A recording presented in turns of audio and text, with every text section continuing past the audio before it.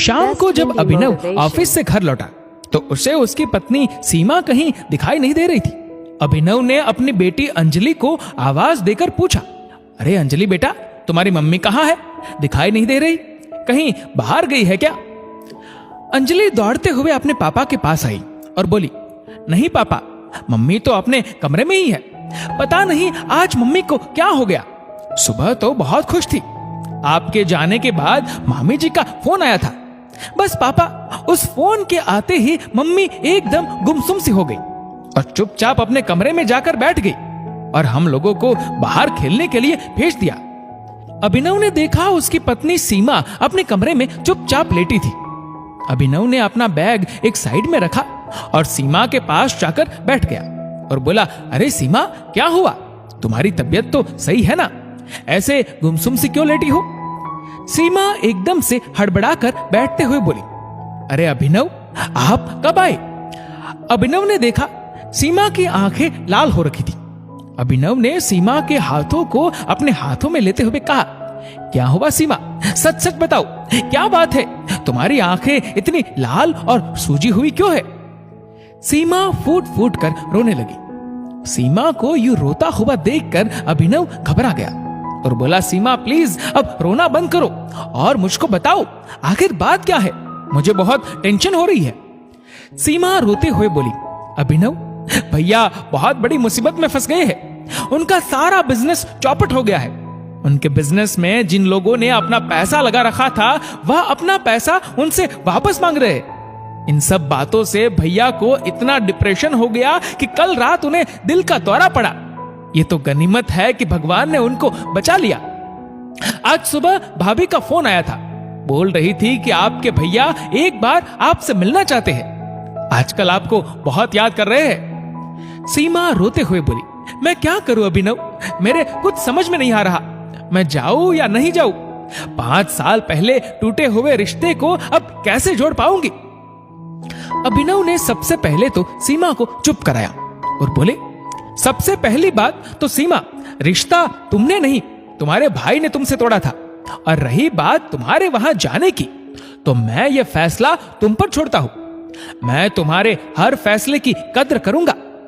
थोड़ी देर अपने मन को शांत करो और सोचो तुम्हारा मन क्या कहता है, फिर तुम्हें जो सही लगे वही करना। ऐसा बोलकर अभिनव कमरे से बाहर आ गया। सीमा अब उन बातों के बारे में सोचने लगी जिन्होंने उसे उसके भाई के साथ साथ उसके मायके से भी दूर कर दिया था। सीमा की बहुत अच्छे परिवार में शादी हो गई। सीमा का मायका और ससुराल दोनों फले फूले थे, किसी चीज की कोई कमी नहीं थी। पर कहते हैं ना, वक्त हमेशा एक सा नहीं रहता। सीमा के पति का जमा जमाया फैमिली बिजनेस चौपट हो गया। घर की हालत बहुत खराब होती जा रही थी। अभिनव जी नए सिरे से कोशिश में लगे हुए थे, पर अभी तक कोई काम सफल नहीं हो पा रहा था। इन सब बातों का पता जब सीमा के पिताजी को चला तो एक दिन उन्होंने सीमा को अपने पास अपने घर बुलाया और बोले, सीमा बेटा, तुम इतनी बड़ी परेशानी से गुजर रही हो और हमको इस बारे में कुछ बताया भी नहीं। अरे तुम हमारी इकलौती बेटी हो, तुम्हारा हक है मेरी संपत्ति पर भी। तुम हक से अपना हक मांग सकती हो। बस अब मैं तुम्हें इतनी तकलीफ नहीं उठाने दूंगा। मैं अभी तुम्हें ये खाली चेक देता हूं, तुम जितना चाहो उतना पैसा ले सकती हो।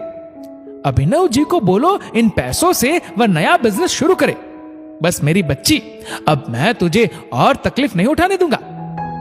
सीमा के पिताजी ने जैसे ही सीमा को यह बात बोली, तभी वहां दरवाजे के पीछे खड़े उनके भाई और भाभी सामने आ गए और बोले, वाह पिताजी वाह, अभी कुछ दिन पहले जब हमने आपसे पैसे मांगे थे तब आपने ये कहकर हमें मना कर दिया था कि मेरे पास तुम लोगों के फालतू खर्चों के लिए पैसे नहीं है, और बेटी के आते ही खाली चेक पकड़ा दिया। सीमा की भाभी ने सीमा को देखते हुए कहा, वाह सीमा, क्या तरकीब निकाली है तुमने पिताजी से पैसे लेने की। अरे पहले तो शादी में लाखों का खर्चा करवा दिया, फिर अब वापस पैसे लेने का कोई बहाना बनाकर पैसे लेने आ गई। सारी जिंदगी इन पैसों को तुम्हारे ऊपर ही लगाते रहेंगे तो हमारे पास क्या बचेगा। सीमा चुपचाप सब सुन रही थी। उसको कुछ समझ में नहीं आ रहा था कि ये क्या हो गया। सीमा के पिताजी जोर से बोले, बस करो तुम दोनों, मैं साफ साफ बोल रहा हूं, तुम दोनों के फालतू के बिजनेस आइडियाज के लिए मेरे पास एक फूटी कौड़ी भी नहीं है। तभी सीमा का भाई पिताजी को आंखें दिखाते हुए बोला, अगर आपने हमें पैसे नहीं दिए और सीमा को दिए तो समझ लेना आपके सिर्फ एक बेटी है, बेटा नहीं है। अगर अब संपत्ति पर किसी का हक है तो वो सिर्फ मेरा है। सीमा का इस संपत्ति पर कोई हक नहीं है। उसकी पढ़ाई में पैसा लगा दिया, उसकी शादी में लाखों रुपए खर्च कर दिए। और वह सीमा को देखते हुए बोला, अरे अब तो पीछा छोड़ दे, पिताजी की संपत्ति में से सारे पैसे खुद के ऊपर ही खर्च करवाएगी क्या? कुछ पैसे तो अपने भाई के लिए भी छोड़ दे। सीमा की भाभी सीमा को गुस्से से देखते हुए बोली, सीमा, अगर तुमने संपत्ति में से हिस्सा लिया तो समझ लेना तुम्हारा मायका खत्म, तुम्हारे कोई भैया भाभी नहीं है। सीमा की आंखों से बस आंसू बहते जा रहे थे, जुबान चुप थी। सीमा सोच रही थी, वह तो बस पिताजी से सिर्फ और सिर्फ मिलने आई थी। उसको अभिनव जी पर पूरा विश्वास था और अभिनव जी खुद एक खुददार इंसान थे। वह अपने ससुराल से तो बिल्कुल भी मदद नहीं लेते। वो सब कुछ अपने दम पर करना चाहते थे और उनके इस फैसले में सीमा भी उनके साथ थी। पर यहां तो सब कुछ उल्टा हो गया था। तभी ऐन वक्त पर अभिनव जी वहां आ गए। वह सीमा को लेने आई थी। उन्होंने सारी बातें सुन ली थी। अभिनव जी ने सीमा का हाथ पकड़ा और उसके भाई से कहा, ये पत्नी है मेरी, थोड़ा तमीज से बात करो। और गुस्से से बोले, अरे कौन मांग रहा है तुम्हारी मदद? अभी तो मेरे कंधों में इतना दम है, मैं सब कुछ अपने आप कर सकता हूं। अपनी मदद अपने पास रखो। और ऐसा बोलकर सीमा का हाथ खींचते हुए बाहर की तरफ ले गए और बोले, दोबारा इस घर की दहलीज पर पैर मत रखना सीमा, क्योंकि ये सिर्फ पैसों पर टिकी है।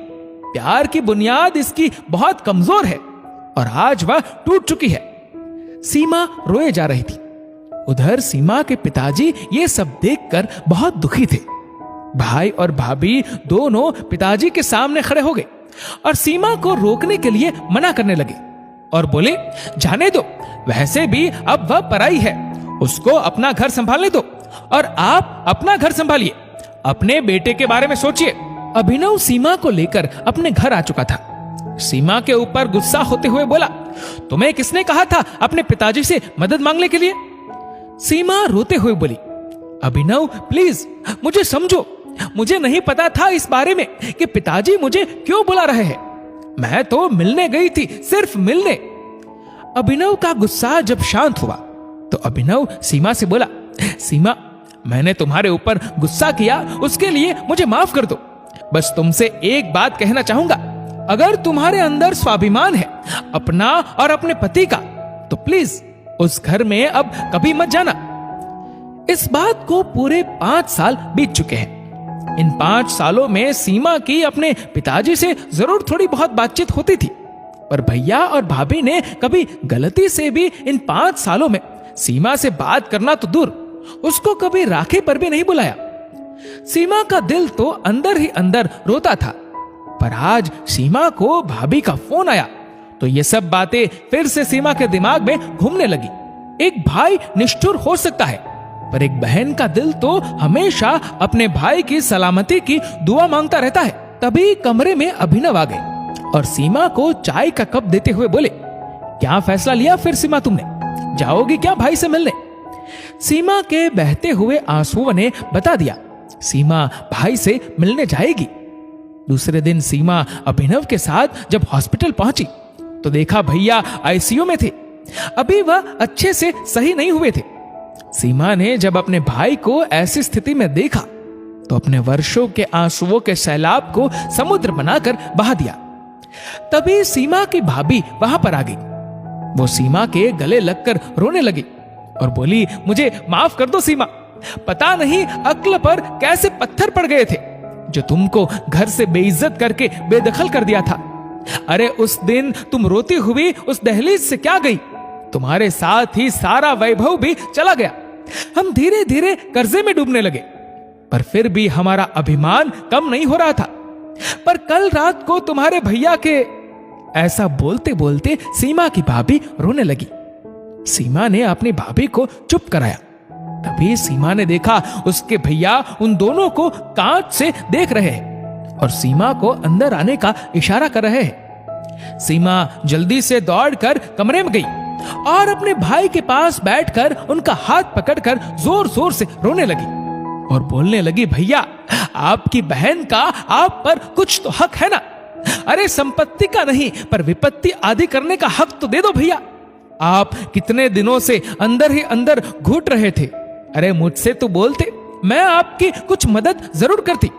आपकी बहन आपकी विपत्ति को सिर्फ आपकी नहीं अपनी भी मानती है। आप पर आई हर विपत्ति को आपकी ये बहन हमेशा आपसे आधा करेगी, चाहे इसके लिए आप मुझको कितनी ही बातें क्यों ना सुनाओ। भैया आप प्लीज अब टेंशन लेना छोड़ दो, मैं आपका हर कर्ज उतार दूंगी। भैया प्लीज आप जल्दी से ठीक हो जाओ। उधर सीमा के भाई के दोनों हाथ सीमा की तरफ जुड़ गए और आंखों से आंसुओं की गंगा जमुना बहने लगी। सीमा की भाभी बोली, सीमा तुम्हारे भैया और मैं तुमसे दोनों हाथ जोड़कर तुम्हारे साथ किए हुए अपने बुरे बर्ताव की माफी मांगते हैं। सीमा ने अपने भैया के हाथ पकड़ लिए और बोली, ना भैया ना, भाई अपनी बहन के ऐसे हाथ नहीं जोड़ते, बल्कि राखी बंधवाने के लिए हाथ की कलाई को आगे करते हैं। ऐसा बोलकर सीमा अपने साथ लाई हुई पिछले 5 साल की जमा की हुई 5 राखियों को अपने भाई की कलाई पर बांधने लगी। राखियां बांधकर सीमा बोली, देखना भैया ये राखी आपकी रक्षा करेगी, ये रक्षा सूत्र है, एक बहन की दुआ है ये राखी। देखना आप जल्दी से ठीक होकर घर आ जाओगे। भाई बहन को वापस एक हुआ देखकर दूर खड़े अभिनव जी की आंखों में भी थोड़ी सी नमी आ गई। आज रिश्तों की खटास मिठास में बदल गई थी। दोस्तों इस वीडियो को लेकर आपकी क्या राय है नीचे कमेंट करके जरूर बताएगा। और अगर आपको वीडियो अच्छा लगा हो तो वीडियो को लाइक करेगा, शेयर करेगा ज्यादा से ज्यादा लोगों तक। और ऐसे ही और भी इंस्पिरेशनल वीडियोस के लिए सब्सक्राइब करें हमारे यूट्यूब चैनल को और फेसबुक पर फॉलो करें हमारे पेज को। धन्यवाद।